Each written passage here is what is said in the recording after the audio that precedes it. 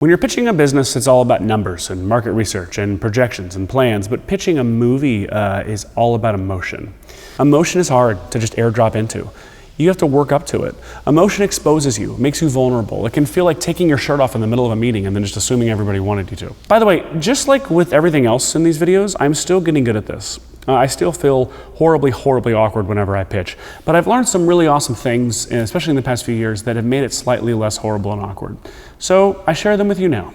One, you're playing a character. That character is you. You're playing yourself, and you can be whatever version of yourself that you want to be. If you don't think you're very good at pitching, write a version of yourself that is good at pitching, and then play that guy. Don't be a character you don't know how to write. This is huge. Don't try to fit a template. We all have some kind of image in our heads for what a pitch is supposed to look like or sound like, but there's no rule book. There's no universal template. All that's expected of you is to communicate the idea. That's it. How you do that is entirely up to you, and you can make a real name for yourself by doing it in an original way that's for yours. If it doesn't feel natural, it's wrong. Screw templates or expectations. If you don't feel it or believe it in your bones, no one else will. Think of it like you're just telling a friend about a movie you love. You've probably heard this before because it's really good advice, and it helps take the pressure off and redirects your energy toward a more subjective and emotional place, which is what you want. People don't just want to hear an idea, they want to hear your idea. In any video game, the man with the grenade launcher is unstoppable, right? Enthusiasm is your grenade launcher. You will destroy entire rooms simply by being excited about your work. I would venture to say enthusiasm is like 99% of the work. That's probably an exaggeration, but it's an enthusiastic one. Nailed it. Documents. So here's something huge I learned recently. Leave-behinds are generally a bad idea. It can be tempting to write up a slick document to leave in the room because we're writers, and so we're better at explaining our ideas with our documents than we are with our mouths. But when you go into a room and you tell everyone your idea and you get them all really excited about it, you leave, and then all they have to go by is their memory of your pitch, which is a memory that is 99% emotion. But you leave a document, now they have something they can scrutinize, pick apart, reinterpret, misinterpret, all the bad things. So I will say this about documents. They're really great for an early phase of development when you just want to bounce your idea off some trusted friends and collaborators to get their reaction. But this phase is also when stuff is really raw, and half the pitch can really easily end up being disclaimers. So it's basically an homage to an Amblin film of the 80s. But I know what you're thinking, and I was way ahead of you. I'm Super 8 totally did that. It's about this boy who goes missing. They start to unravel these government. There's this girl they find. I know it sounds really generic, but it's actually really cool. Trust me, this isn't actually the sound of one person presenting an idea. This is the sound of one person presenting an idea and another person being a jerk about it, constantly interrupting him, tripping him up. And we recognize that voice. What's up, bro? This idea sucks. That's right. This idiot doesn't waste any time. He's ready to work from the second you have an idea. So again, I say, make him work for you. If you've never seen the Q&A document that J.J. Abrams and Damon Lindelof wrote up to pitch their vision for Lost, you have to Google it. It's awesome. It's written in this genius question and answer format that creates this very casual, very aerodynamic reading experience that completely avoids the trappings of being overwrought or self-important or cold. But more importantly, it allows the writer to be in full control of what the reader is thinking at all times. Which sounds like heaven, does it not? So just like with that internal story development Q&A experiment that we did a little while ago, let's assign evil you to be the voice of the skeptical reader. I like to let him be a total smartass, because if the reader's a smartass, then they feel represented. But even if they're not, they're entertained and amused. Like this.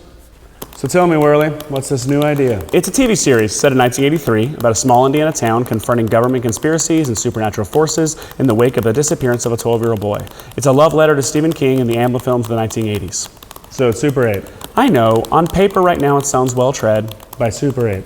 Did you see Super 8? Yes, and it was awesome. So how's it different? Well, I'll tell you. Okay. See what's happening here?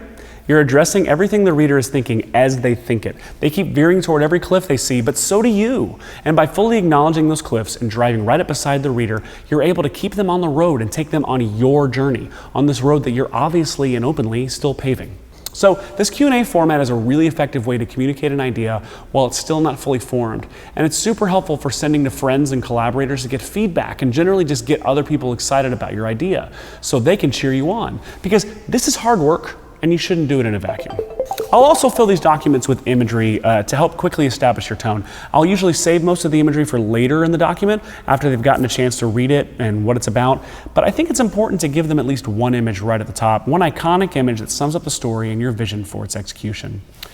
But what about moving pictures, you ask? Some people shoot short films that are basically glorified camera tests or sometimes even entire scenes from their movie. Deadpool famously leaked their proof of concept online to get fan support and wound up getting the movie made that way.